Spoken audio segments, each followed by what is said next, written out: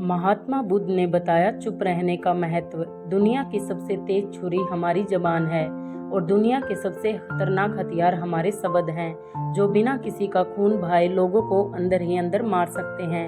हमारे शब्द हमारी ताकत हो सकते हैं, उसी के साथ यह हमारी सबसे बड़ी कमजोरी भी हो सकते हैं, अगर हमें नहीं पता कि कब, कहाँ और क्या और कितना बोलना है। यदि हम सही समय पर सही इरादे के साथ सही शब्दों का प्रयोग करते हैं तो यह हमें एक सफल व्यक्ति बनाता है, लेकिन अगर हम सही समय पर सही इरादे से सही शब्दों का इस्तेमाल नहीं करते तो यह हमारे जीवन को नरक से बदतर बना सकता है। तो चलिए जानते हैं कि एक कहानी के माध्यम से चुप रहकर जीवन को कैसे बदला जा सकता है। जापान में एक बहुत ही प्रसिद्ध बौद्ध भिक्षु रहा करते थे। उनका नाम रिसाई था। रिसाई अकेले रहते थे। दुनिया के शोर शराबे से दूर जंगल में वो रहते थे और वह बड़े ही ध्यानी और प्रभु भक्त व्यक्ति थे, इसलिए वह पूरे जापान में बहुत प्रसिद्ध थे। एक दिन एक राजकुमार रिसाई के पास आया और बोला, हे प्रभु, मैं हमेशा थका हुआ, निराश और परेशान महसूस करता हूँ। मेरा मन बहुत अशांत रहता है। हालांकि मेरे पास सब कुछ है, दौलत, शोहरत, सुख सुविधाएं जो हर व्यक्ति चाहता है या पाने की चाहत करता है, लेकिन फिर भी मेरे अंदर इतनी अशांति और चिंता क्यों है।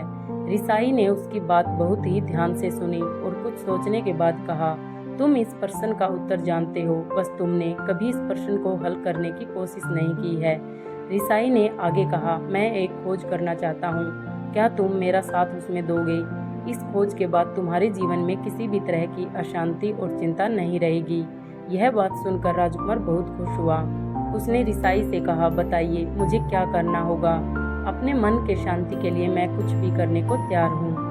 राजकुमार की बात सुनकर रिसाई ने कहा, तो फिर अगले 15 दिन तक मेरे आश्रम में रहोगे और एक सामान्य व्यक्ति की तरह अपना जीवन व्यतीत करोगे, और इन 15 दिनों में तुम अकेले और चुपचाप रहोगे, जितना हो सके कम बोलोगे। राजकुमार सहमत हो गया। पहले दिन राजकुमार को लगा कि उसका मन सामान्य से अधिक अशांत और विचलित है। उसके मन में तरह तरह के विचार आ रहे थे। वह आम लोगों की तरह जीवन जीने में असहज महसूस कर रहा था। उसे अंदर से बोलने की चाहत हो रही थी, लेकिन वह चुपचाप रहा। उसके मुंह से एक शब्द भी नहीं निकला। अगले दिन वह वैसे ही पूरा दिन चुपचाप बैठा रहा। अगले 2-3 दिन बस वह चुपचाप बैठे रहता, लेकिन रात होते होते उसे अंदर ही अंदर शांति का अनुभव होने लगा। उसके लिए यह अनुभव अजीब था। वह खुद से पूछ रहा था कि वह अंदर ही अंदर इतना खुश क्यों है। अगले दिन राजकुमार अकेला चुपचाप बैठा रहा और वह प्रकृति को निहारने लगा। वह पौधों को, फूलों को, आकाश में उड़ रहे पक्षियों को देख रहा था। वह अपने जीवन में पहली बार यह अद्भुत दृश्य महसूस कर रहा था कि उसके आसपास कितनी सुंदरता है। अब वह दिन भर प्रकृति की सुंदरता को निहारता रहता और ताजगी महसूस करते रहने लगा था। इसी तरह से 10 दिन बीत गए थे और उसके मन की सारी बेचैनी, सारी हलचल और सभी तरह के तनाव गायब हो गए। 11वें दिन की सुबह राजकुमार फिर से एकांत में बैठ गया और कुछ ही मिनटों में उसकी आंखें अपने आप बंद हो गई। वह गहरे ध्यान में चला गया। वह पूरे दिन वहीं पर ध्यान लगा के बैठा रहा और गहरे ध्यान में डूब रहा। ना कोई शब्द, ना कोई चिंता। राजकुमार भीतर से असीम शांति और आनंद से भर गया। राजकुमार अपने बाकी के 4 दिन इसी तरह व्यतीत करने के बाद रिसाई के पास गया और उन्हें प्रणाम किया और बोला, हे भिक्षु महाराज, मुझे उत्तर मिल गया कि मेरे में इतनी उथल पुथल और चिंता क्यों थी। मैं जान गया कि मेरा मन इतना अशांत और विचलित क्यों था। रिसाई ने मुस्कुराते हुए कहा, बताओ क्या उत्तर मिला तुम्हें? राजकुमार ने कहा, मैं जरूरत से ज्यादा बातें करता था। मैं किसी पर भी अपने शब्द और ऊर्जा व्यर्थ करता था। मैं दिन भर अपने लोगों से फालतू बातें करता था और अकेले में उन्हीं लोगों के बारे में सोचता रहता था। ज़्यादातर समय नेगेटिव बातें सोचता रहता और इस तरह से मैं अपना समय बर्बाद कर देता था। ज़्यादा बोलने और नेगेटिव सोचने से मेरा मन अशांत और बेचैन हो गया था।